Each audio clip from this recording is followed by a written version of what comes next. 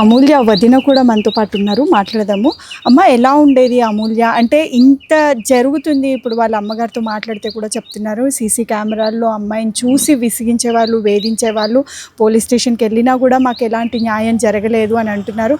అంటే ఇక్కడి వరకు రావడానికి గల కారణం ఏంటి? అంటే ఇప్పుడు ఇంకా అమ్మాయి వెళ్ళిపోయింది, ఎలాగో తిరిగి రాదు, అయినా కూడా ఇంతవరకు చేయడానికి కారణం ఏంటి? అంటే పెళ్లి చేసుకుంటానని వేధించారా, ప్రేమిస్తున్నానని వేధించారా? ఎందుకు అమ్మాయిని ఇంత వేధించారు?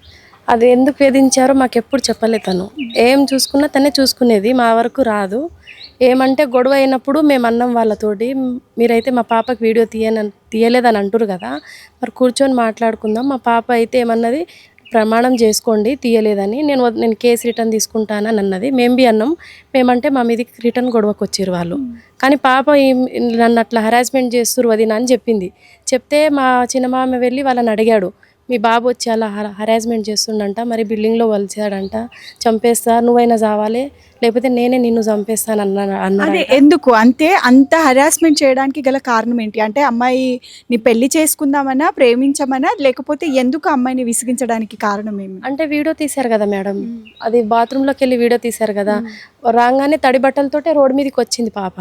వచ్చి పక్కన ఒక ఆంటీ ఉంటుంది, ఆమె చక్రీ కలిగి బస్తీకి లీడర్, ఆమె ఆ పిన్ని నన్ను వాడు గుడిసెల్లోకి వెళ్ళి వీడియో తీశాడు, రా పిన్ని అని అనగానే వాడు సైడ్కి వెళ్ళి పారిపోయాడు.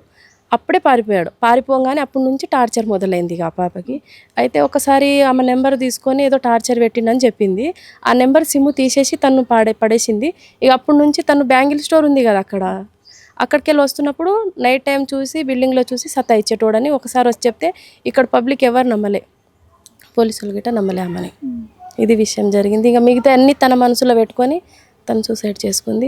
సూసైడ్లో బి తను చాటింగ్ చేసిన ఆయన పేరు రాయలేదు తను, కానీ వీళ్ళు ఈ వీడియో తీశారు కదా, వాళ్ళ పేరు రాసి వాళ్ళ ఫ్యామిలీని మొత్తం చూసుకో మమ్మీ, సారీ మమ్మీ అని రాసి చనిపోయింది. అంటే ఇప్పుడే కెరియర్ స్టార్ట్ అవుతుంది. ఫస్ట్ ఒక షార్ట్ ఫిలిమ్స్ చేసింది, సినిమాలో యాక్ట్ చేయాలి, తనకు నటన పైన ఇంట్రెస్ట్ ఉంది.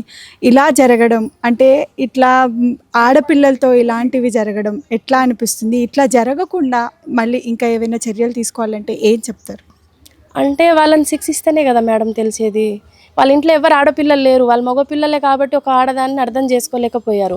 అంటే మా పాప అన్నది కదా ఆల్రెడీ, మీరు రండి మాట్లాడుకుందాము, నువ్వు తీయలేదని నా ఎదురుగా వచ్చి నాకు చెప్పు, నేను కేసు విత్డ్రా తీసుకుంటా అన్నది.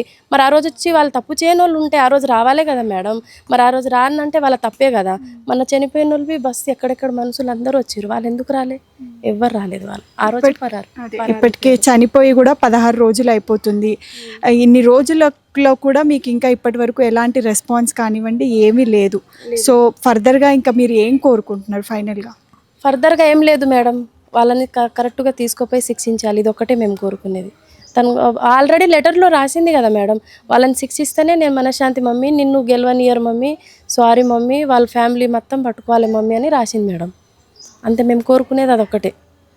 వాళ్ళు తప్పు చేయని వాళ్ళు ఉంటే ఆ రోజే వచ్చేటోళ్ళు మేడం, ఆడ హాస్పిటల్ దగ్గర వచ్చి అయ్యో ఏమైందని గింతైనా కొంచెము వాళ్ళకి తప్పు లేకపోతే ఆ రోజే పరారయ్యారు వాళ్ళు. ఆ రోజు పరారవ్వక ఇప్పుడు రివర్స్ మా మీద గొడవకు వస్తారు. ఏమైనా మాట అంటే వాళ్ళ ఫ్యామిలీ మొత్తం మమ్మల్ని గొడవకు స్టార్ట్ అవుతారు, మేము పోయి కేసులు పెడతామని ఇప్పుడు బెదిరిస్తారు. మళ్ళీ మేము ఇదే కోరుకుంటున్నాం.